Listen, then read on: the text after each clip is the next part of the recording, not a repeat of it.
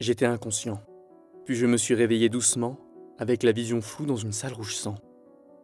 La pièce était un losange, et derrière moi se trouvait un placard, avec rien dedans. Devant moi, une porte étrange, avec un ressort dont je ne comprenais pas l'intérêt au début. J'ai entendu des rires sadiques et aigus. Je n'avais plus la vision floue, et j'avais l'esprit complètement réveillé. J'essayais d'ouvrir la porte, mais en vain. J'observais partout, toute la pièce, mais je ne voyais rien, ni personne. J'étais seul. J'ai réessayé d'ouvrir la porte, et j'ai entendu à nouveau le rire. Puis il m'a parlé. M'a dit de ne pas tenter d'ouvrir cette porte, de rester sage, puis il a de nouveau ri. Son rire. Il faudrait que je vous le fasse pour que vous compreniez. Il glace le sang. Comme si le bruit strident de ses cordes vocales qui s'agitent vous ôtait les vôtres pour que plus jamais un son ne sorte de votre bouche. Après ce bruit, j'ai mis quelques secondes pour reprendre mes esprits. J'ai décidé d'observer à nouveau cette pièce, et cette fois, j'ai vu une caméra au-dessus de ma tête. Je savais qu'il me voyait, et s'amusait avec moi. Ça m'énervait. Le placard lui aussi était ouvert, et dedans j'ai vu un pied de biche qui n'était pas là à mon premier coup d'œil. J'ai mis le ressort contre la porte.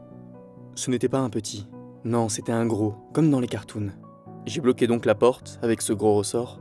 J'ai pris le pied de biche dans les mains, et encore une fois, regardé la pièce pour vérifier si quelqu'un venait m'aider ou pas. Mais personne ne s'est joint à mon regard. J'ai détruit la caméra.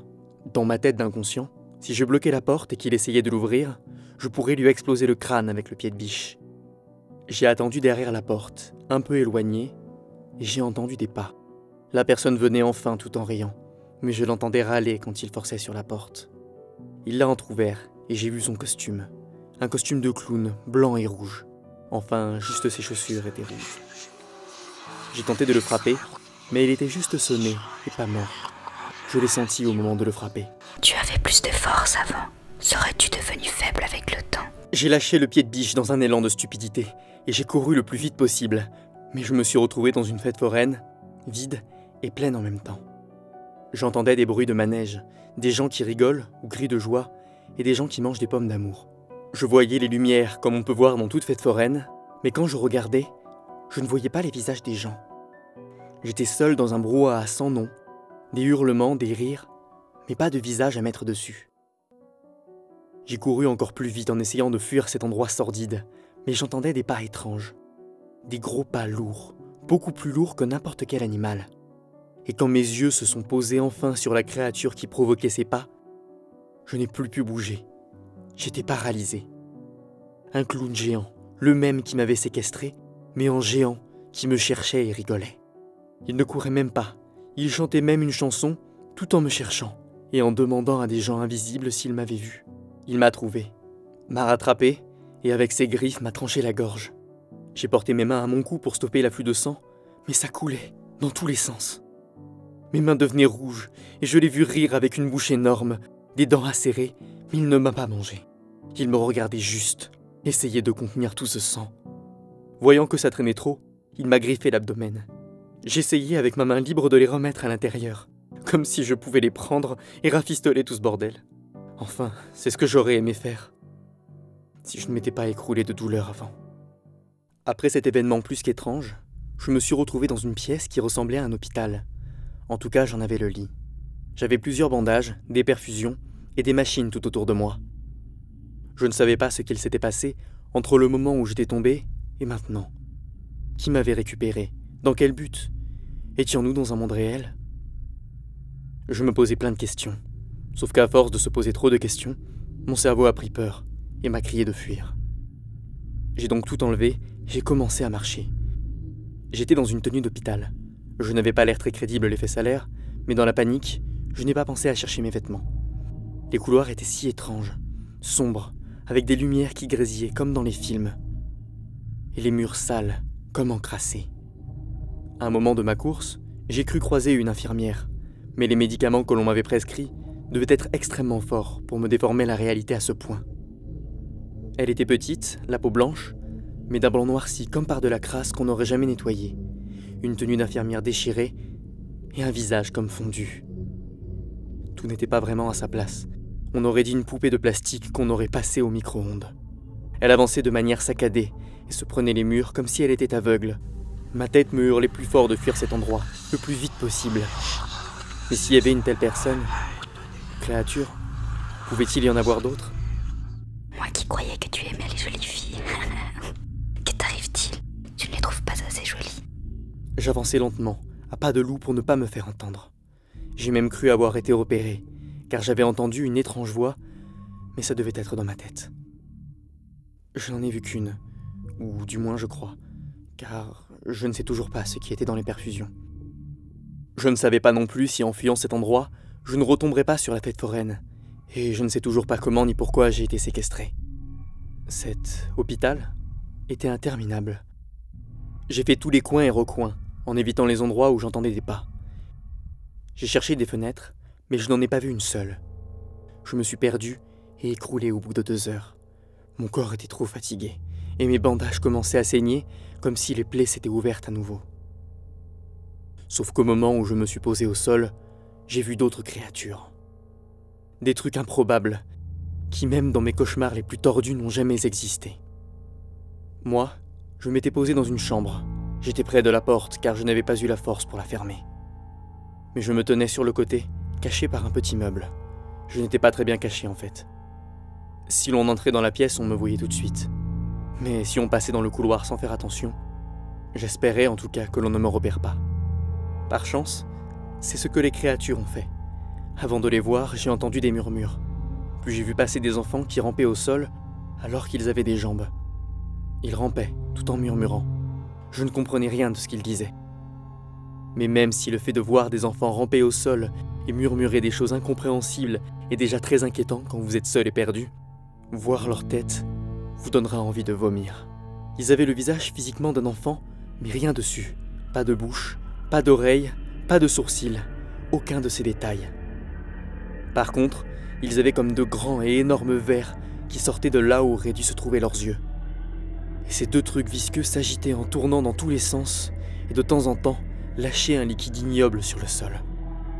J'aurais bien dit de la bave, mais d'où ça sortait, ça m'était impossible. J'ai réussi à me retenir de vomir uniquement par instinct de survie. Je ne voulais surtout pas que ces trucs m'entendent et s'approchent de moi. J'ai donc laissé passer ce cortège d'enfants et me suis endormi. Entre les émotions et mes blessures, je n'en pouvais plus. Je me suis réveillé, mais je ne pourrais pas vous dire combien de temps après. J'ai comme perdu la notion du temps. Par contre, je peux vous dire que l'endroit avait changé. Je me trouvais dans une école. Celle-ci me disait quelque chose, mais après tout, toutes les écoles se ressemblent. Je n'étais plus en tenue d'hôpital. Je n'arrivais pas bien à distinguer mes vêtements car il faisait nuit, mais j'avais l'impression d'être habillé de manière plutôt normale, ce qui étrangement m'a soulagé. Je ne comprenais toujours pas ce qu'il se passait. Alors j'ai décidé de visiter l'école. Peut-être que quelqu'un pourrait m'aider à sortir de cet enfer.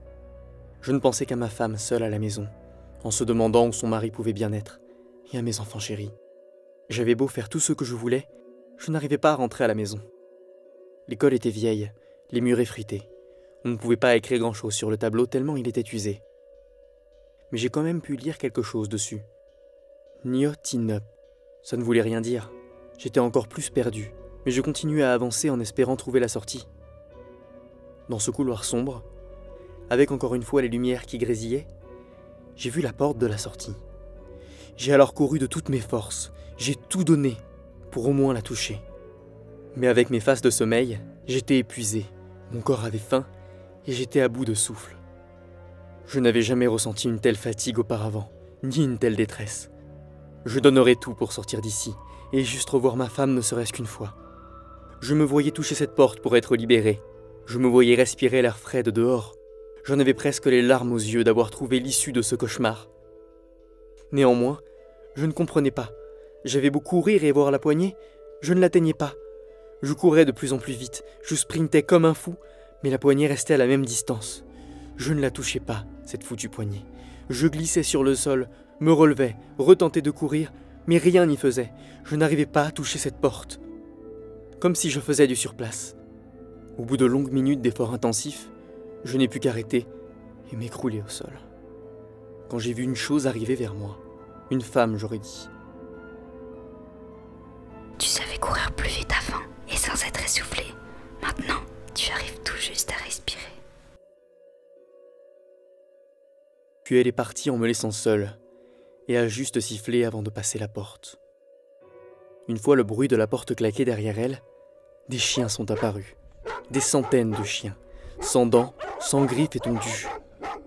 De tout, des roths, des caniches, des golden. Ils se sont jetés sur moi et ont tenté de me mordre, mais ils n'avaient plus rien. Et même s'ils ne possédaient pas leur croc, je pouvais sentir une immense douleur à chaque morsure. Leur bave était comme de l'acide, et ma peau fondait à chaque fois qu'ils me Tu touchaient. savais mieux y faire avec les bêtes autrefois, pas vrai?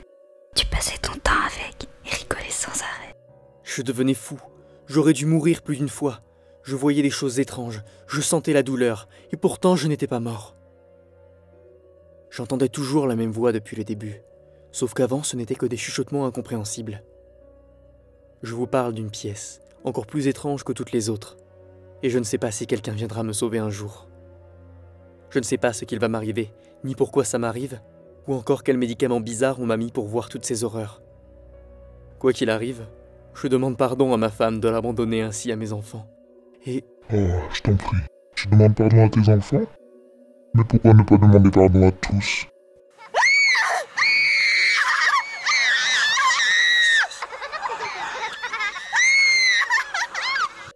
je ne comprends rien du tout à ce qui se passe.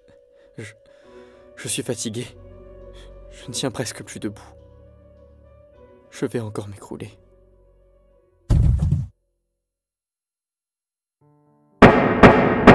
Monsieur Richard Bourrel, aujourd'hui s'ouvre votre procès, mais je préfère vous prévenir tout de suite. Au vu de vos actes, les jurés ont déjà pris leur décision. Récapitulons ce qui vous est reproché. Dès votre plus jeune âge, vous preniez plaisir à torturer les animaux de votre quartier. Certains étaient tondus, les griffes et les dents arrachées. D'autres étaient scalpés et finissaient par succomber à leur lente agonie. Il n'y avait rien qui ne vous faisait plus sourire qu'entendre leurs cris s'atténuer, jusqu'à ne devenir que de lointains couinements. Plus tard, ces jeux puérils vous ont lassé, et paradoxalement, vous avez commencé par vous en prendre à vos congénères. Vous alliez dans des fêtes foraines, vous en prendre à des enfants. C'est intéressant ce que je vois là. Vous les déguisiez en clowns avant d'en abuser.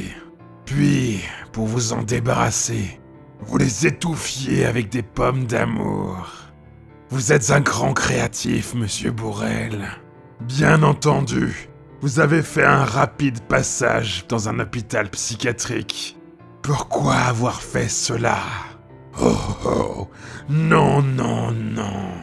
Ne répondez pas. La suite est encore plus savoureuse. Vous avez brûlé le visage de l'infirmière qui s'occupait de vous à l'aide d'un fer à repasser. Puis vous êtes parti faire la tournée des écoles, continuez à propager vos horreurs. Quand vous vous êtes lassé, vous avez fondé une famille. De ce que je vois, vous avez une jolie jeune femme et de très beaux enfants.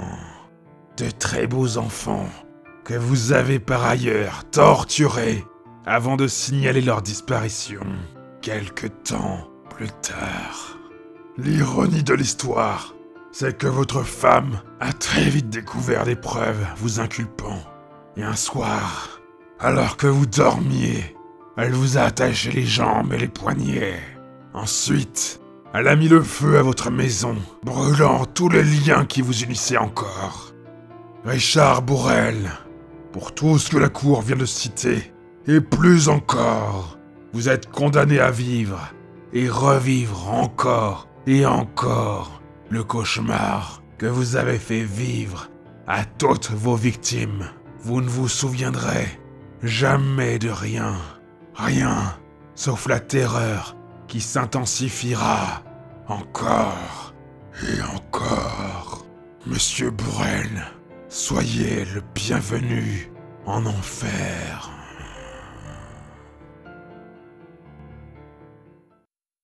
Je viens de me réveiller. Je ne sais pas ce qui s'est passé. Je crois que l'on m'a cogné la tête. J'ai un peu mal au ventre aussi. Je ne sais pas trop où je suis. La pièce est bizarre. Et rouge sang.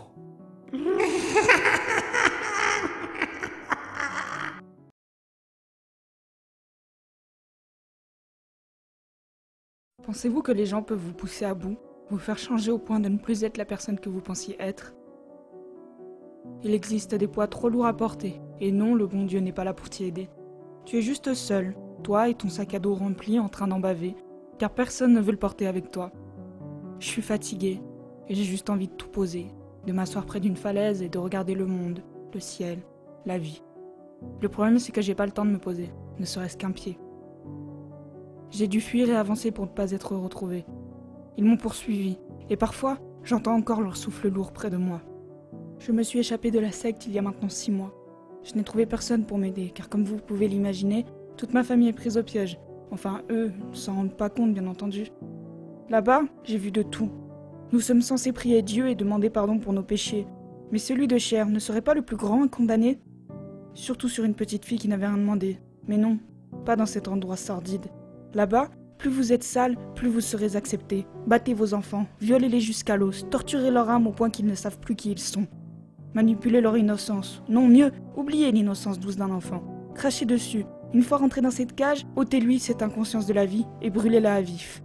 Apprenez-lui la souffrance quand les autres enfants de son âge ne pensent qu'à jouer à la poupée. Faites-lui ressentir les flammes du diable sur la peau quand celui-ci veut s'égarer de vos beaux discours. Dites-lui que vous faites ça par amour, par protection, et jetez-le aux loups affamés qui ne savent plus se contenter du bétail qu'ils ont à proximité. Arrachez-lui ce beau sourire et ses dents pour en faire un joli collier, pour qu'il n'oublie pas qu'il n'a pas le droit d'être heureux quand le Seigneur ne lui a pas rendu visite, tant que son âme est salie et que les prières ne sont pas sincères. Et même s'il vient te voir par le biais d'un soi-disant messager, tu ne dois rien dire et pleurer en silence, car là-bas, ils n'aiment pas voir les larmes couler sur de si jolies joues, comme ils aiment dire. Tu ne dois rien répéter non plus, sinon le Seigneur te punira par l'intermédiaire de ce fouet, et pour être sûr que tu comprennes la peur de la douleur, tu mettras tes mains dans de l'huile bouillante, pour que chaque jour que Dieu fait, tu te souviennes que parler c'est souffrir, et que tu gardes en mémoire cette peur de mourir. Tu soigneras tes plaies, mais uniquement de manière superficielle, pour comme du bétail, être marqué. Chaque enfant a une tâche bien à lui, et un souvenir bien gravé, car chaque initiation est unique. Ils savent être inventifs. C'est ce qu'on vous apprend là-bas, quand vous êtes parents, quand vous avez osé aimer votre enfant. On vous montre comment le rendre résistant. Quand ils viennent te dire que Jésus a un message pour toi, mais que pour cela tu dois prier, tu perds pied, tu sais plus où tu es, ni ce que tu fais. Tu attends bêtement que ce moment passe, le tout en prenant les secondes pour des heures. En perdant la notion du temps et en voyant une partie de toi s'envoler pour ne pas regarder. Tu fermes les yeux, ne ressens plus grand-chose. Tu es comme un vulgaire pantin désarticulé. Et si tu crois que tu vas t'habituer, tu te trompes. Tu vas juste oublier à chaque fois et espérer que ça ne se reproduise pas. On va t'apprendre à reproduire, à vouloir détruire, et si ton esprit t'a abandonné, c'est ce que tu feras, car tu ne trouveras rien de plus normal. Si tu veux lutter contre ces ordres qu'on te donnera, alors tu subiras les pires punitions. Comme je l'ai dit, ils savent être inventifs. Ils savent s'y prendre très en avance pour torturer quelqu'un. Et vu que leur péché mignon n'est pas la torture physique mais psychologique, c'était bien évidemment un milieu dans lequel ils étaient excellents. Par exemple, ils m'ont offert un chaton. M'ont dit que c'était pour me rendre responsable et autonome. Je m'en suis occupée 13 mois. 13 mois à lui donner à manger à heure fixe, à boire, à changer sa litière dès qu'il faisait dedans, pour qu'aucune odeur désagréable ne se fasse sentir. Je l'aimais ce chaton. Et un jour, ils m'ont forcé à le tuer de mes propres mains et à le manger, cru, devant eux et les autres membres. Je devais servir d'exemple à ceux qui n'obéissent pas aux lois du Seigneur. Et notre gourou, Pierre, voulait vraiment marquer les esprits avec cette punition. J'ai vu mes parents devenir monstres et mes frères perdre leur âme devant moi, car ils ont cautionné ces faits. Chaque femme était mariée à ce Pierre dès qu'il passait la porte de ce foutu village. Car oui, il avait réussi à construire un village entier pour sa foutue secte. Chaque homme se transformait en prêtre, mais seul Pierre se faisait appeler père. Chaque enfant était destiné à un prêtre, et tous deux ensemble devaient prier. Tous les 6 mois, les enfants changent de prêtre pour apprendre d'autres prières. Et passé 15 ans, vous devenez adulte, et devez enseigner ce que vous avez appris au nouveau-né. Vous en occupez et dédiez votre vie à cela. Je suis arrivée là-bas à l'âge de 3 ans. J'ai grandi, prié, appris, été fouetté, brûlé, dû être assise sur du barbelé rouillé pendant 4h30. Frapper mon petit frère jusqu'au sang avec une cuillère en bois sur les pieds. arraché une dent à un autre enfant pour le punir d'avoir souri. On m'a rasé la tête et appelé Billy pendant 4 ans. J'ai été si perturbée que je faisais pipi debout et que je ne comprenais pas mes seins qui poussaient car on me parlait tout le temps au masculin. Ils aimaient rendre fou et torturer notre esprit pour ne plus penser. Lui donner plein d'informations toutes différentes les unes des autres, mais toutes avec une conviction incroyable pour ne plus savoir ce qui est vrai ou pas. J'ai fait 5 enfants à Pierre et 2 fausses couches. Dieu est contre l'avortement et dans cet endroit, une fausse couche est considérée comme telle. Comment vous expliquer à quel point j'étais partagée pour la première fois où c'est arrivé? J'étais si triste d'avoir perdu ce petit asticot qui grandissait en moi, qui n'avait rien demandé à la vie. Et j'étais tellement émue d'avoir sauvé un être de cet enfer, de cette foutue existence qu'il aurait dû subir. Mais évidemment, j'ai été punie pour avoir osé abandonner la vie, bien que même le médecin de la secte ait expliqué que je n'étais en rien responsable. Je ne pourrais vous décrire ce qu'on m'a fait, mais juste vous dire de vous rappeler de la punition du chaton serait un très grand indice pour vous. La deuxième fois, j'ai pleuré à l'annonce de la mort du fœtus. Je savais ce qui m'attendait et j'en avais plus rien à faire qu'un être vivant souffre autant que moi. Je ne voulais juste pas être punie une 3e fois. J'ai supplié le médecin de me rendre mon bébé pour faire croire qu'il était vivant, mais tout s'était extrêmement soudé. Il a donc naturellement refusé et m'a même dénoncé. Mon petit dernier, que j'aimais fort, car je ne sais pas pourquoi, mais j'arrivais à aimer ses enfants, et j'avais un lien particulier avec le cadet. Il l'avait vu, et ça ne lui plaisait pas. Que ce sentiment d'être mère me procure du plaisir. Il ne fallait pas que j'oublie, je n'avais pas le droit de sourire. Pour me faire comprendre, car décidément je n'apprenais rien, ils ont pendu mon dernier enfant, à l'âge de 2 ans. Ils l'ont fait devant tout le monde sur la place publique, et ça n'a choqué personne. Comment pouvaient-ils continuer de manger comme si c'était une fête du village? Certains rigolaient si fort, d'autres buvaient pendant que Fabien tournait autour de sa corde et que je ne pouvais rien faire contre cela. Je ne sais pas ce qui s'est passé ce jour-là, mais mon cerveau s'est complètement déconnecté. Je suis tombée dans les pommes, et je n'ai plus pu approcher une corde ou un bout de ficelle sans paniquer à l'extrême. J'ai alterné entre boulimie, anorexie, avec des maladies à répétition, des kystes, des angines, tout ce que vous voulez, je le faisais. Si bien qu'à la fin, il ne se méfiait plus de moi, et me laissait à nouveau libre, sans chaîne autour du cou, sans menottes sur les poignets. Avec mes dernières forces, je me suis enfuie, pour vous raconter cette histoire. Et maintenant que j'ai presque puisé toute mon énergie, maintenant que même loin, ma vie est détruite, car on ne guérit pas de ces blessures, de ces images que notre tête nous fait voir tard le soir, de ces scènes que l'on revit en cauchemar. J'ai tenté de vivre avec, de dénoncer, de me battre, mais personne ne m'a écouté. Alors, peut-être que le bruit des explosions se fera mieux entendre. Peut-être qu'un attentat suicide m'ouvrira enfin les portes du paradis, qui sait. Les voies du Seigneur sont impénétrables, dit-on. Je vous laisse ici avec cette histoire et ces cris que vous entendrez. Je m'en excuse d'avance, mais comprenez, j'ai besoin de cette douce vengeance.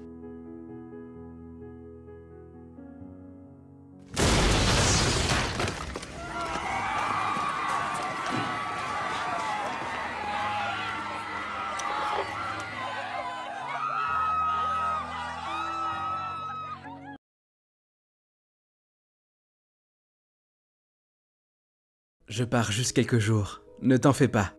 Tout va bien se passer. Je sais que tu n'aimes pas être seul dans la maison, mais dans 3 jours, je suis là. Max 4 si je suis retenu. C'est un voyage important pour le boulot. J'ai réussi à tous les esquiver jusqu'à maintenant. Celui-là est trop important. Mais promis, je reviens vite. Oublie pas tes médicaments, ma chérie. Je t'ai mis des notes dessus. Les fantômes n'existent pas. Bisous, je reviens bientôt. Je n'ai pas eu le choix. Gabin s'était déjà donné tant de mal pour rester avec moi. Il était censé faire souvent des voyages d'affaires pour le boulot, mais il avait réussi à négocier pour rester avec moi. Il s'entendait bien avec son patron et a expliqué la situation, bien sûr dans les grosses lignes. Je n'avais pas beaucoup d'amis et je n'avais pas envie de les faire venir à la maison uniquement par peur de cette foutue baraque. J'étais bien dedans, mais quand mon homme était présent. Autrement, j'entendais toujours des bruits bizarres. Je voyais des trucs alors que je savais bien que rien de tout ça n'existait.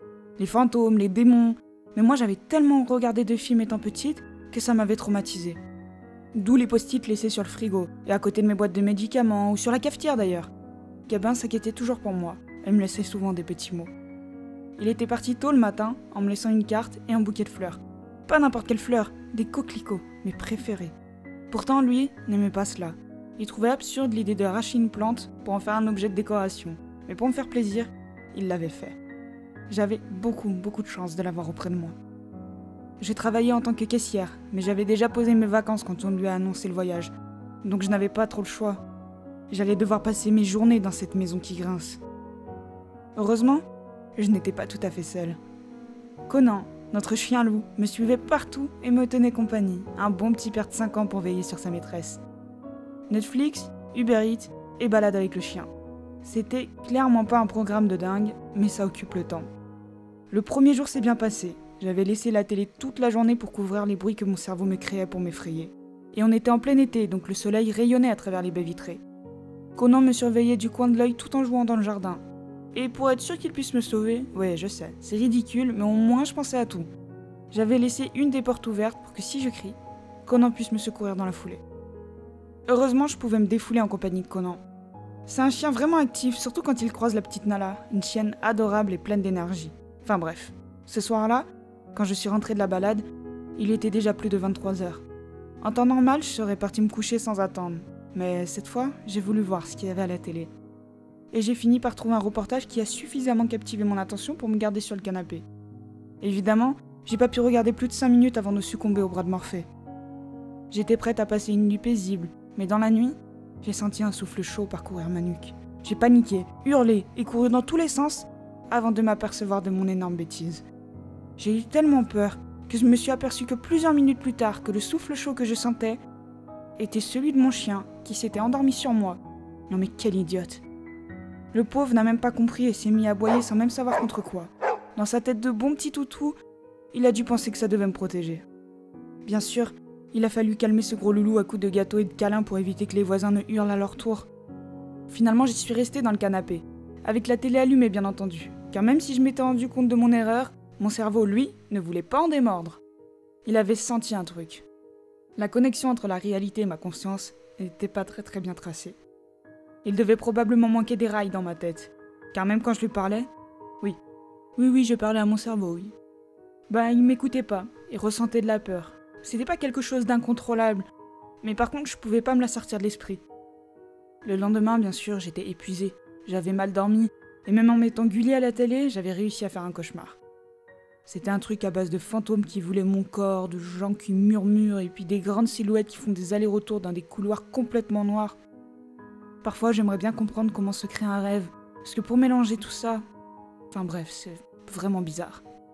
Habituellement, en période de vacances, c'est Gabin qui prépare le petit-déj. Il le fait uniquement pour moi, car il n'aime pas manger en se levant. Mais là, j'ai dû me le faire seule, prendre mes céréales, le lait, le bol.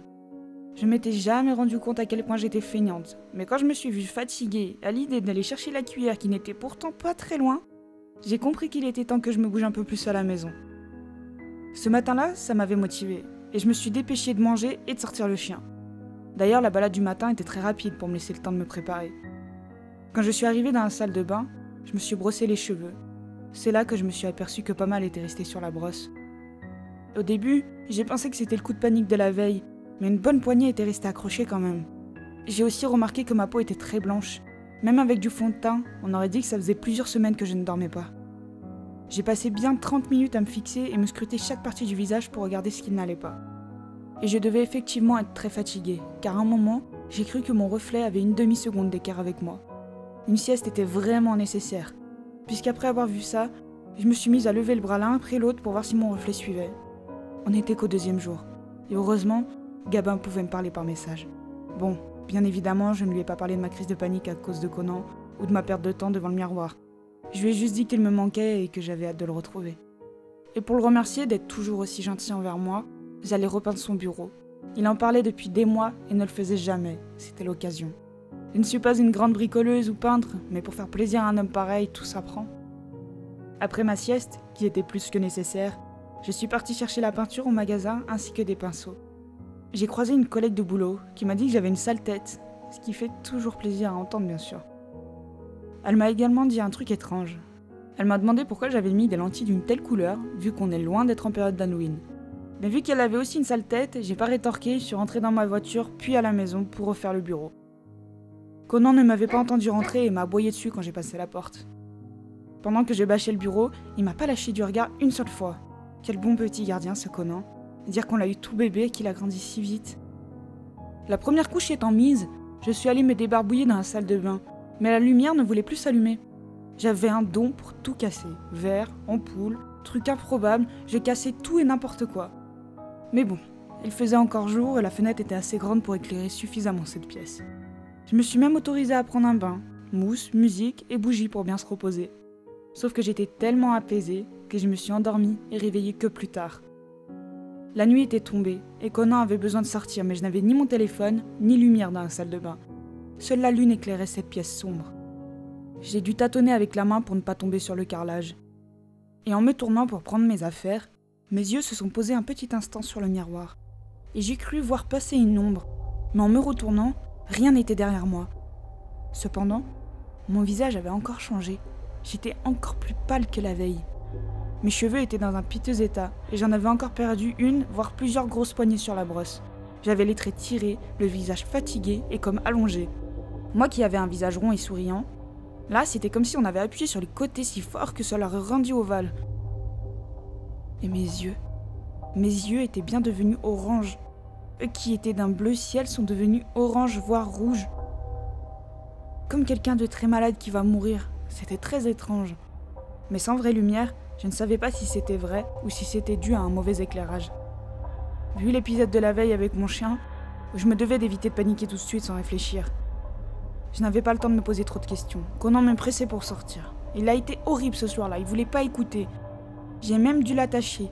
Moi qui avais travaillé si dur avec lui pour pouvoir le sortir sans laisse. Il tirait sur sa laisse et m'emmenait toujours en direction de la maison d'Eva, ma voisine. Une des rares avec qui je m'entendais bien. Je reconnais que l'odeur qui se dégageait de sa maison était agréable, mais quand même, de là à tirer si fort. On est rentré plus vite que prévu. J'étais énervée contre Conan et fatiguée comme si j'avais couru un marathon. J'ai parlé un peu avec Gabin par message et je suis allée me coucher. Sans les grognements constants de Conan, j'aurais bien dormi, mais bon, il ne voulait ni se taire, ni monter sur le lit, ni quitter la porte des yeux. J'ai juste pu me mettre un oreiller sur la tête pour l'entendre le moins possible. Le matin, en me réveillant, avant d'ouvrir totalement les yeux, j'ai vu 2 grands yeux bleus me fixer le visage et une haleine putride s'emparer de mes narines. Mais c'est passé au bout de quelques secondes. Cependant, je sentais encore cette odeur infecte. Je me suis dit que j'avais dû oublier de me laver les dents la veille. On est arrivé au 3e jour, et Gabin m'avait prévenu qu'il resterait un jour de plus finalement. Il m'a dit que j'avais une voix plus grave que d'habitude, comme si j'étais malade. Mais je l'ai rassuré, en lui expliquant mes cauchemars et mes crises de paranoïa. Il m'a juste conseillé de rendre visite à Eva, avant de raccrocher. Je suis partie me préparer dans la salle de bain que je fuyais la nuit désormais. Mais un cri d'horreur n'a pu s'empêcher de sortir de ma bouche. Je ne ressemblais à rien. J'avais le crâne chauve, les yeux toujours orange, la peau pâle, presque grise, les traits tirés, le corps amaigri. J'ai couru dans la chambre pour me regarder dans un autre miroir, mais le résultat était le même. Et quand je courais, je sentais une présence, j'entendais des pas me suivre. Je voyais une ombre traverser de miroir en miroir. Chaque fois que je prenais un autre miroir, ou même un ustensile pour me regarder dedans, plateaux en argent, louches, tout ce que vous voulez, l'ombre était là, et 2 yeux bleus me fixaient étrangement, sans peur, sans émotion. Dans la panique, j'ai quand même pu retrouver mon téléphone pour appeler Gabin.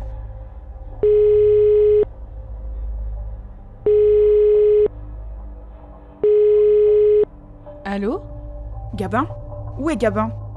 Chérie? C'est pour toi, une dame au téléphone, sûrement une collègue de travail. Mais t'es qui, toi? Pourquoi tu réponds à sa place? Qu'est-ce qui se passe? Qu'est-ce qui se passait? Qui était cette femme? Une 2e femme? Non. Non, jamais il ne me ferait ça. Je ne le connais que trop bien.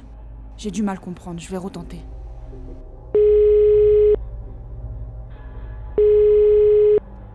Encore vous? Qu'est-ce que vous lui voulez à Gabin? Il ne peut pas passer 4 jours avec sa famille. Pour une fois qu'il n'est pas en voyage d'affaires, laissez-le respirer un peu.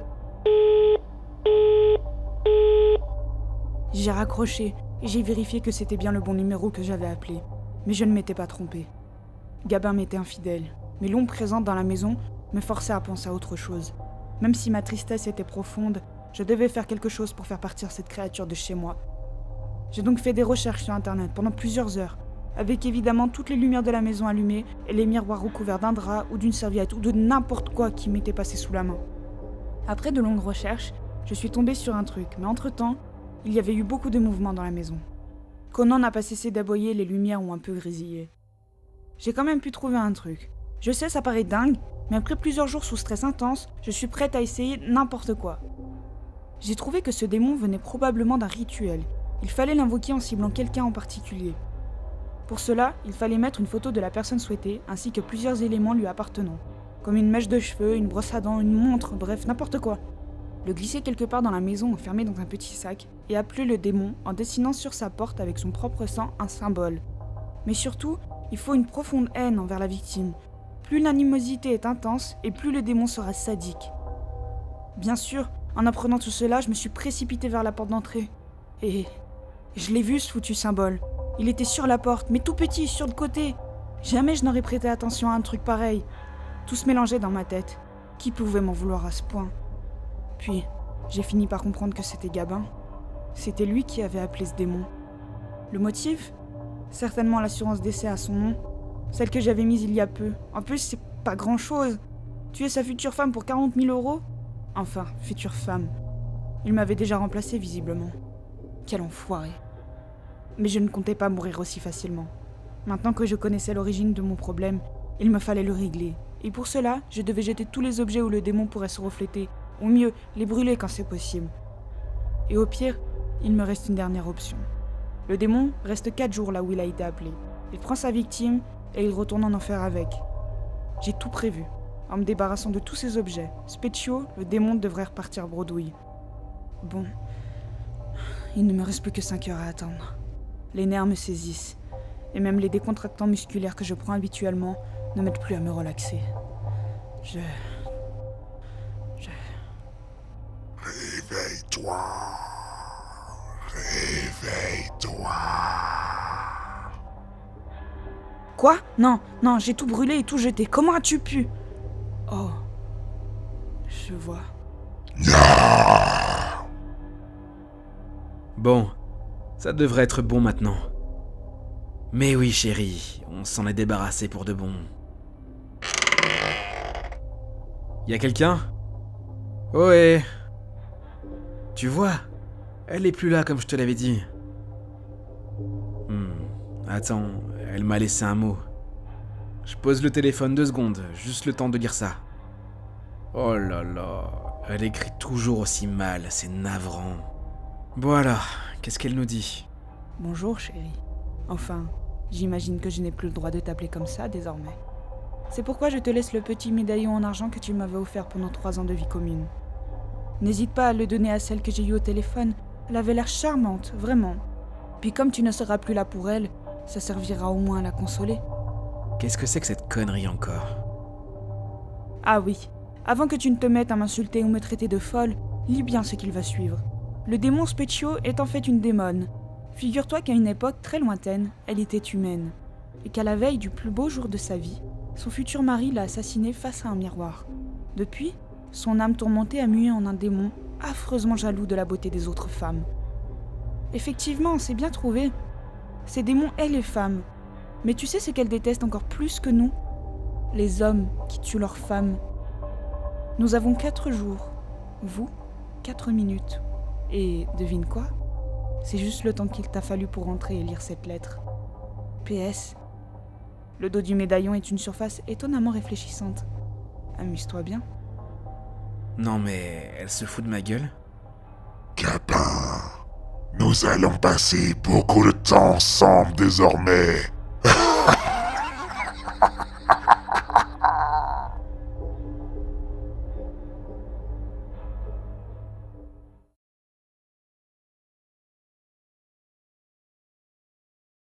Connaissez-vous vos plus grandes peurs? Moi, oui. Et c'est pour ça que je crains le jour d'Halloween. Pour vous tous, bande d'inconscients, c'est un jour de fête, de retrouvailles entre amis, de bonbons ou encore de films d'horreur. Moi, je reste chez moi, bien au chaud, avec mes animaux. Je regarde juste la télé en attendant que cette soirée ne passe. Je n'invite personne chez moi, car je ne préfère pas courir le risque. Et si vous voulez comprendre pourquoi, laissez-moi vous raconter ce qu'il m'est arrivé l'année dernière. On s'est rencontrés à l'école primaire, et on ne s'est plus jamais quittés. Même si certaines personnes ont voulu nous caser ensemble, on est toujours restés amis, car il n'y avait rien entre nous, juste de l'amitié très sincère. On a grandi ensemble et fait toutes nos études au même endroit. Et quand on a évolué et que l'on devait prendre un appartement, on s'est demandé si on se mettait en coloc ou pas. Mais je suis une fille beaucoup trop indépendante qui a besoin de son espace personnel. Alors nous avions tous les deux un appartement séparé, mais dans le même immeuble et au même étage. Il suffisait que j'ouvre ma porte, que je fasse 3 pas, et j'étais devant lui. Peut-être pourriez-vous trouver cela stupide, mais moi ça m'allait. Je pouvais faire des soirées chez lui, ou lui chez moi, tout en gardant un espace à soi. On sortait peu, on préférait inviter nos amis chez nous, et le soir d'Halloween, on le gardait pour nous par contre. C'était notre moment. Une année c'était chez lui, puis celle d'après chez moi, etc. Puis quand j'ai eu tous mes animaux, on s'est mis à le faire que chez moi pour éviter de les entendre à hurler à l'autre bout de la porte. J'avais 2 chats, un chien, un pogona et une tortue géante qui était encore petite. Ne vous inquiétez pas, j'avais beaucoup de place pour eux. Je vivais dans un 70 mètres carrés pour moi toute seule. Et vu que je ne vivais que dans le salon, toutes les autres pièces leur étaient destinées. Pogona et Tortue vivaient dans la première chambre, et le reste pouvait vagabonder dans l'appartement. Quentin, lui, il n'avait rien. Il disait qu'il profitait assez des animaux en venant chez moi sans en avoir les inconvénients, et ce qui était pas bête. Enfin bref, désolé de m'être perdu dans des explications qui ne vous intéressent peut-être pas. Le 30 octobre 2019, on est allé faire nos courses habituelles de soirée. Les pizzas, les chips, les bières, les bonbons, sans oublier les fameux pop-corn au caramel. Ah, les pop-corn au caramel. On était tous les deux en vacances, mais après les courses, moi je suis allé voir un rendez-vous Tinder pendant que lui devait jouer à la console certainement. On ne s'est vu que le lendemain soir pour passer la soirée ensemble. Il m'a rejoint chez moi vers 20h, 20h30, et on s'est installé sur le canapé avec une pile de DVD de films d'horreur. Vieux comme récents. Car lui, il était plus film genre Vendredi 13, moi c'était plus Insidious. Lui était fasciné par les tueurs en série, de comprendre pourquoi ils tuent, comment font-ils, pourquoi ils se font pas prendre. Moi j'étais plus attirée par le surnaturel. Qu'est-ce qui existe? Les fantômes, les esprits, les démons? Est-ce que parmi tout ça, une seule chose est vraie? On pouvait débattre comme ça pendant des heures, c'était très enrichissant. Mais ce soir-là, après le film Halloween justement, le premier remake, pas les anciens, on avait entendu un petit bruit venir de la porte d'entrée, comme un miaulement. Seulement en regardant dans la pièce, mes 2 chats étaient à côté de nous. Un sur l'armoire, comme pour veiller sur nous, et un sur l'arbre à chat, en train de dormir paisiblement. On est donc allé vérifier la chambre de Rikit et Sarada, mon Pogona et ma tortue, mais eux aussi dormaient paisiblement. Quant à mon chien, il était à côté de mes pieds. On s'est remis sur le canapé devant un autre film, mais le bruit s'est encore fait entendre, alors on est allé voir la porte d'entrée. On l'a ouvert, et devant nous, une petite créature. Un petit chaton abandonné posé devant ma porte en miaulant sans bouger. On habitait au 2e étage. Le voir à l'intérieur de l'immeuble, c'est pas ça qui m'a étonné, puisque le portail d'en bas est toujours cassé, donc du coup la porte ouverte. Ce qui m'a le plus étonné, c'est de le voir en face de ma porte. Pourquoi il l'a pas miaulé au premier? Ou même au rez-de-chaussée? Pourquoi il est monté? Pourquoi il s'est arrêté devant ma porte? Bon, après coup, j'ai pensé qu'il avait juste senti l'odeur des autres animaux, ou même de la nourriture tellement qu'on mangeait, et qu'il bloquait devant bêtement. Enfin, on l'a pris, on l'a ramené à l'intérieur évidemment. Quentin savait pertinemment que je ne pouvais pas résister à un petit être aussi mignon. Alors on a fini la soirée avec lui. D'abord on a fait les présentations à tout le monde pour pas que les autres soient jaloux, même si Sarada ne voulait pas en entendre parler. Elle qui d'habitude ne dit rien, c'est le premier animal que j'ai eu, elle a toujours accepté tout le monde. Faut croire que pour une tortue, 2 chatons ça passe, mais pas 3. Car elle est partie se cacher dans son petit coin que je lui avais fabriqué et n'est jamais ressortie de la soirée. On l'a laissé bouder tout en lui donnant ses friandises quand même, histoire qu'elle me pardonne un petit peu. Puis on a fini la soirée avec lui sur le genou, un vrai pot de colle. Vu qu'on avait choisi comme second film ça, on a décidé de l'appeler Gripsou. Ça lui allait plutôt bien puisque c'était un chaton tout blanc, avec juste un peu de roux sur les oreilles, le museau et le bas des pattes. J'avais quand même mis une annonce sur des sites pour être sûr que je ne privais pas une petite fille de son chaton. Mais dans les jours qui ont suivi, aucune personne ne m'a contacté et l'annonce a fini par être supprimée. J'ai bien été obligée d'accepter Gripsou avec moi. Mais le bonheur du petit chaton arrivé à la maison n'a pas duré longtemps malheureusement. Un événement triste s'est produit. 3 jours après Halloween, Sarada est décédée.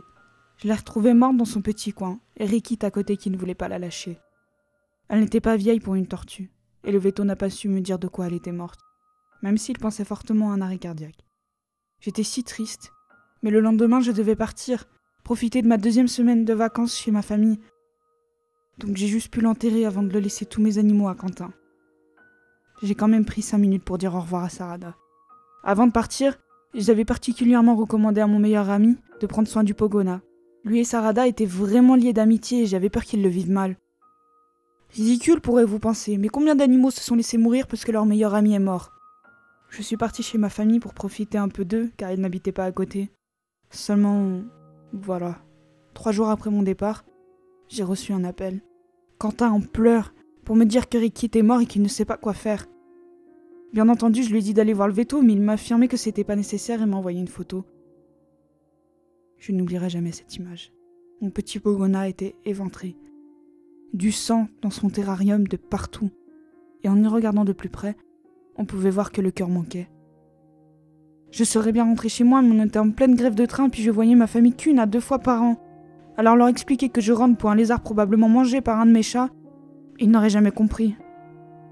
Ils m'auraient juste dit qu'un de mes félins a eu faim, et que l'occasion ne s'était jamais présentée avant, car j'avais plus l'habitude que Quentin de fermer les portes. Au final, j'ai juste dit à Quentin d'enterrer Ricky et de fermer la chambre. Je voulais nettoyer en rentrant. Je l'avais bien rassuré en lui disant que c'était pas sa faute et que je ne lui en voulais pas. Mais lui se sentait tellement mal. Le 6 novembre, j'ai reçu un autre appel encore plus glaçant. Quentin, paniqué en larmes, qui me jure qu'il a nourri tout le monde et qu'il ne comprend pas. Je lui ai demandé de m'expliquer, mais entre les reniflements, sa voix tremblante et les crises de larmes, je ne comprenais rien. J'ai dû mettre bien 10 minutes à le calmer. Puis il m'a expliqué. Pouf, mon petit chat noir, mort, retrouvé par terre, éviscéré.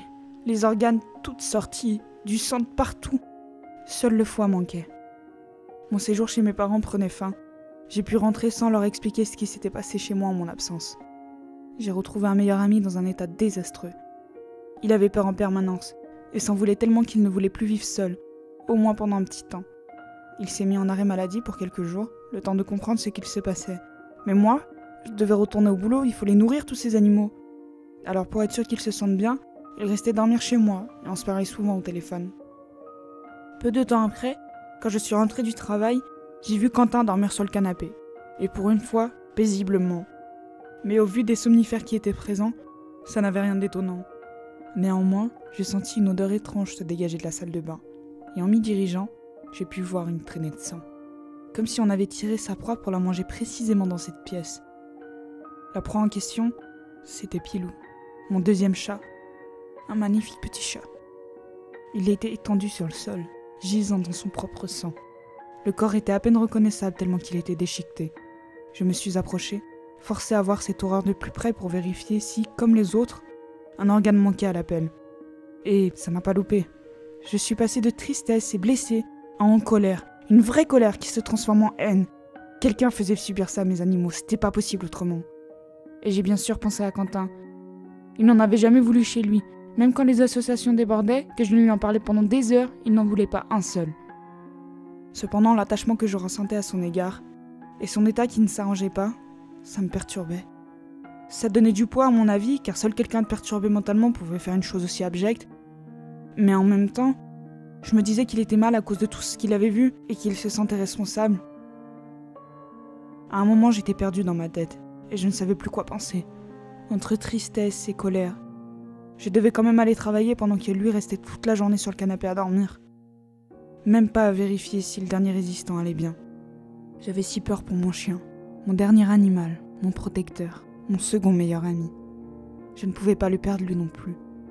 Mais 3 jours après la mort de Pilou, quand je me suis levée, après une grasse matinée bien méritée, j'ai vu un truc horrible.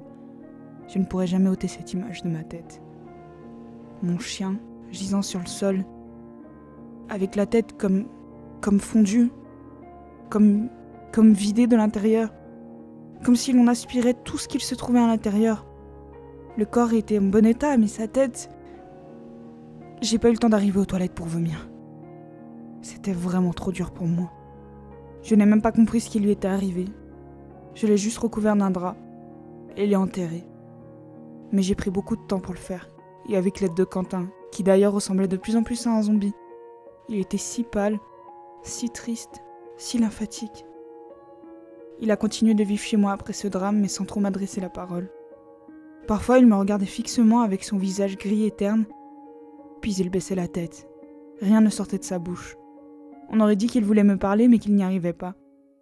Je me suis longtemps demandé s'il voulait pas m'avouer toutes ces horreurs. Je m'étais imaginé le scénario plus d'une fois. Moi, rentrant du travail, et lui me disant « C'est moi qui ai fait tout ça ». J'en faisais des cauchemars horribles, où je revoyais le corps de mes animaux. Parfois, je les voyais me poursuivre comme s'ils m'en voulaient. Mais je me voyais les poursuivre comme je les avais retrouvés, c'est-à-dire que mon chien me poursuivait sans tête. D'autres fois, je me voyais enseveli sous leur cadavre vidé. Puis d'autres fois, c'était autre chose. Je me voyais à table en train de me préparer à manger, et soudain ma viande se transformait en leurs organes. Foie, estomac, cœur, chaque fois ça changeait, et je me réveillais en sueur. Heureusement, il me restait Gripsou pour pas péter un câble. J'avais au moins encore un animal à m'occuper, jusqu'au jour où... J'avais prié si fort de ne plus perdre d'autres animaux. Je n'en pouvais plus de ressentir cette souffrance, cette culpabilité. Même si peut-être que pour vous c'est rien qu'une bête, moi je ne pouvais pas supporter la perte d'une autre boule de poil. Je m'étais tellement acharnée à penser qu'à mes animaux que j'en avais oublié Quentin. Et le 12e jour après Halloween, je suis rentrée de mes courses et j'ai vu l'horreur. Du sang, sur les murs, le plafond, la porte d'entrée. Une traînée se laissait dessiner au sol. Et à la fin de cette traînée, Quentin. Enfin, ce qu'il en restait. Le bras droit et la jambe gauche avaient été arrachés. La tête ne restait attachée on ne sait comment, elle pendait et avait été comme mal décapitée. Mais en m'approchant de plus près, j'entendais comme des bruits de mastication, des bruits à l'intérieur du corps. Et je l'ai vu. Je l'ai vu sortir du corps d'un seul coup. La gueule ensanglantée avec un peu de chair qui était coincée entre ses dents. Il portait bien son nom. Gripsou. C'était Gripsou qui était sorti du corps de Quentin. Un joli petit chaton que j'avais recueilli à manger mon meilleur ami. Je n'ai plus bougé, je l'ai juste fixé de longues minutes avant qu'il ne parte. Mais comme par gentillesse, il a fait tomber un livre de la table basse avant de sortir de l'appartement. Ça devait être un livre à Quentin car je me souvenais pas de celui-ci. Et quand je l'ai lu, tout est devenu limpide. La page sur laquelle le livre était tombé parlait d'une créature mythique d'Halloween. Une vieille légende que les gamins aiment se raconter pendant cette période. Une petite créature qui prendrait l'apparence d'un animal innocent, mais qui est capable de se transformer pour s'adapter. Vient le soir d'Halloween devant une maison ou un appartement et demande à rentrer. Comme les vampires, sans invitation, ils ne peuvent pas forcer le passage. C'est pourquoi ils adaptent leur forme en fonction de la personne. Ils n'existent pas qu'à Halloween, mais peuvent demander la permission de rentrer uniquement à cette date. La moitié de l'année, ils observent les gens pour voir qui pourrait être leur meilleure proie. L'autre moitié, ils hibernent. C'est pour ça qu'ils se nourrissent entre-temps. Ils ont besoin de certains nutriments et n'en mangent pas tout un corps entier. Ils peuvent survivre sans manger une année. L'année d'après, cette créature sera obligée de se nourrir. C'est pour cela qu'elle prend beaucoup de temps à observer qui va être sa future proie, ou quelles vont être, car plus il y a à manger, mieux c'est. Avec le temps, je pense que je devais être son premier choix. Je suis naïve, j'ai des animaux. Elle n'avait juste pas prévu que je parte, cette créature. Elle s'est rattrapée sur Quentin à cause de moi. Mais au moins vous êtes au courant. Ne soyez pas naïfs comme moi. Méfiez-vous des miaulements le soir d'Halloween.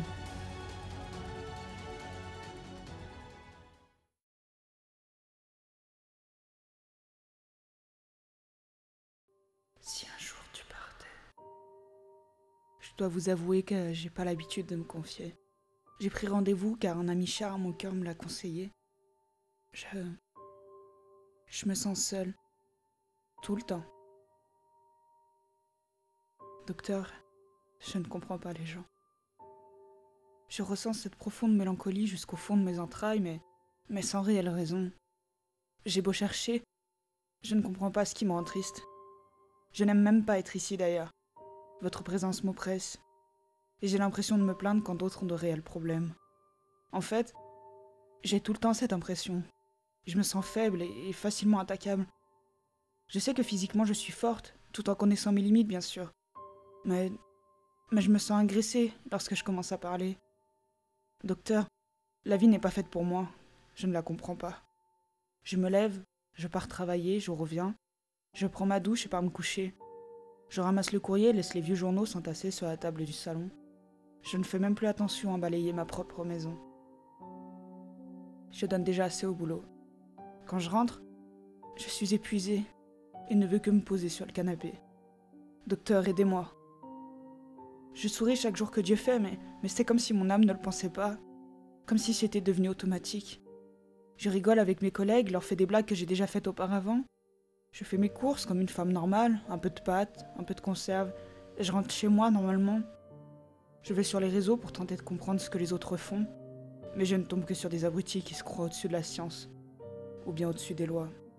Parfois, je me sens ailleurs, comme dans un autre monde. Les gens me disent que je suis forte, mais je fais que vivre. Les personnes qui m'accostent, je ne les reconnais même pas. Je leur souris par politesse, mais mon cœur ne battant plus, ne veut pas me dire qui c'est. Comme s'ils étaient effacés de ma mémoire. Certains le savent et m'en veulent, d'autres font semblant avec moi. Parfois je crois que j'avance, mais pas par décision, plutôt de manière automatique. Comme si mes jambes savaient où me guider. Comme si elles savaient qu'en fin de semaine, il fallait me nourrir. Qu'à 8 heures, il fallait m'emmener au travail, mais parfois, dans ces moments où je ne décide pas de ce qu'elles font, elles m'emmènent dans un étrange endroit, souvent le soir. Un parc, un grand parc très beau, où les gens promènent leurs chiens, font du sport ou se reposent. Et dans ces moments-là, ces moments que moi je ne comprends pas, je m'assieds face à la ville, et je regarde les étoiles le soir, mais sans savoir ce que je regarde. C'est comme si mon cerveau cherchait quelque chose du regard là-haut, comme un appel dans l'autre monde, mais qui bien sûr resterait sans réponse. Après plusieurs heures à contempler le ciel étoilé, je repars et marche comme si la nuit m'apaisait, que le son du vent frappant mes oreilles gelées me rappelait de ne jamais oublier. J'ai comme l'âme bercée de tendresse quand je repars de cet endroit, comme si j'avais parlé pendant des heures, mais la bouche fermée. J'ai beau mettre les mains dans les poches et attendre qu'elles se réchauffent sur le chemin du retour, elles restent froides, comme si elles attendaient un souffle chaud parcourir leur épiderme. C'est un espèce de yo-yo incessant entre mélancolie et tendresse, entre folie et tristesse. Quand je rentre chez moi, quand je me fais à manger, il me manque quelque chose lorsque je passe à table. Des bruits, des petits bruits désagréables. Je ne sais pas si vous me comprenez, docteur, mais je vous jure que ces sons me manquent et me poignardent la poitrine depuis qu'ils ne se font plus entendre. Lorsque je me mets dans mon lit, que dans mes nombreuses couvertures je me blottis, des larmes coulent, sans s'arrêter. Mon corps tremble et a si froid. Car avant, je n'avais pas besoin de mettre le chauffage pour ne plus trembler. Car avant, même si je dormais peu, car trop de bruit recouvrait la chambre, je m'endormais heureuse et apaisée. Docteur, comment fait-on pour vivre comme ça? Comment fait-on pour l'accepter? Moi, je n'ai pas appris à vivre ainsi. Je ne suis plus qu'un robot qui agit. Docteur, la mort m'a prise en même temps que lui.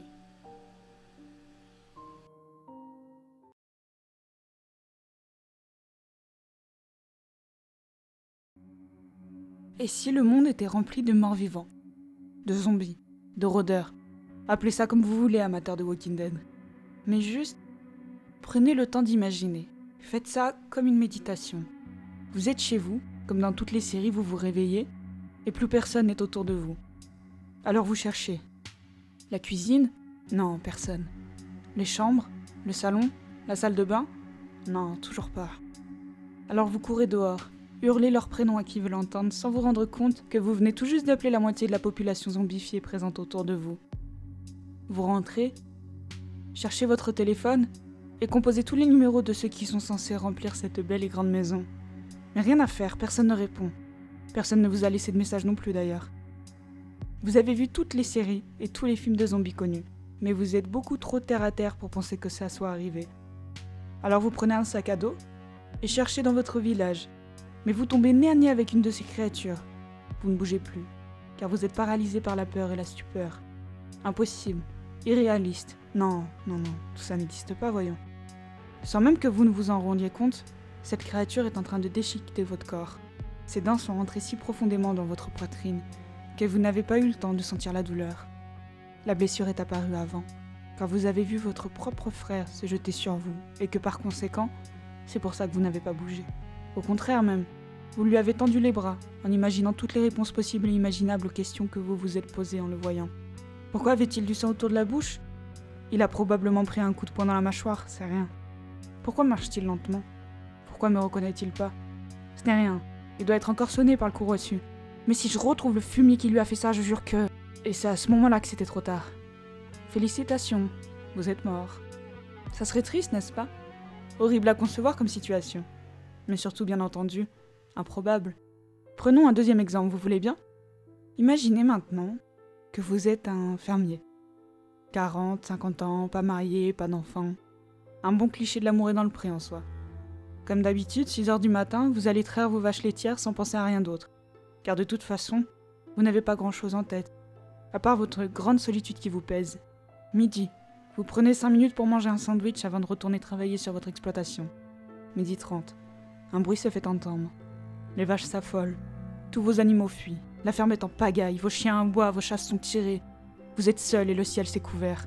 Le tonnerre gronde, alors que quelques minutes auparavant, le soleil faisait rougir votre peau. Vous courez pour allumer la télé, réflexe stupide mais primitif pour un homme de 2020. Vous voyez que partout dans le monde, les océans sont déchaînés, les mers agitées, le vent se fait sentir dans des endroits où il n'avait jamais soufflé. Les animaux se sont enfuis, et les paranos aussi. Le gouvernement est dépassé et demande de ne pas céder à la panique, bien entendu. Le président fait des discours avec des recommandations que personne n'écoute. Vous écoutez ces informations tout en tenant votre casquette car le toit de votre maison est en train de partir en lambeaux. Puis votre télé s'éteint. L'électricité est partie, l'eau courante aussi. Les barrages ont cédé, le monde est paniqué. Vous sortez pour tenter de survivre car votre maison va bientôt se détruire. Votre cœur est en peine car depuis toujours vous avez vécu dans cette maison. Elle connaît tout de vous. Mais la peine n'a pas le temps de se faire ressentir que vous êtes emporté. Une branche, bien trop pointue volant grâce à la force du vent, vient percuter votre abdomen. Vous mourrez seul et lentement, en pensant à « et si j'avais vécu autrement ?» Encore plus triste, n'est-ce pas? Mais je n'ai pas fini mon récit ici. Je le finirai avec mon troisième et dernier exemple. Promis, je vous embêterai plus avec mes propos délirants après. Imaginez un autre univers, semblable au nôtre. Imaginez avoir 20, 25 ans. Vous êtes seul. Pas juste seul dans une ville inconnue. Non, vraiment seul, je veux dire. Pas de famille, pas d'amis, un passé trop lourd à porter pour rester ouvert aux autres. Vous avez décidé tôt de vivre votre propre vie tout en ayant conscience de la solitude que cela vous apporterait. Mais elle ne vous gêne pas, ou du moins plus comme avant. Vous êtes devenu vendeur dans un magasin de prêt-à-porter. C'est pas votre domaine idéal, mais cela permet de vous nourrir et de vivre aisément. Vous allez tous les jours au travail, dans un univers qui ne vous plaît pas forcément. Les sourires sont pesants, surtout quand ils sont faux ou malveillants. Et vous savez les repérer dans ce monde de tarés. Vous voyez vos clients consommer encore et encore, criant qu'il y a trop d'attentes dans votre magasin, alors qu'ils ne râleraient même plus pour les fermetures entre midi et 2. Car fini les week-ends, fini les jours fériés payés double, fini les boutiques fermées à 19h, tout ça n'existe plus dans ce monde. Quel que soit votre magasin, pour satisfaire vos clients, vous restez ouvert 7 jours sur 7, 24 heures sur 24. Imaginez un monde où les gens ne se soucieraient plus de l'écologie, de l'impact sur notre terre. On jette quand c'est usé, on rachète ce que l'on vient de jeter, on change, on accumule, on entasse car il n'y a plus de place pour tous ces objets que l'on remplace. Plus de temps car c'est la course pour acheter, encore acheter, toujours acheter. Tellement que même entre humains on s'achèterait presque. On se consomme entre nous, on brûle le feu et on crée des enfants dont personne ne veut et n'a le temps de s'occuper. La surpopulation devient un vrai problème. La terre étouffe et crée à l'aide. Des milliers d'enfants, puis des millions. Le sexe redevient primitif et sans réel intérêt. Imaginez un monde où des plats improbables seraient à l'honneur. Des repas qui seraient servis que pendant des rares occasions et seulement chez les personnes riches. Mais que pour cela, vous devez sacrifier tout votre avenir et celui de vos générations futures.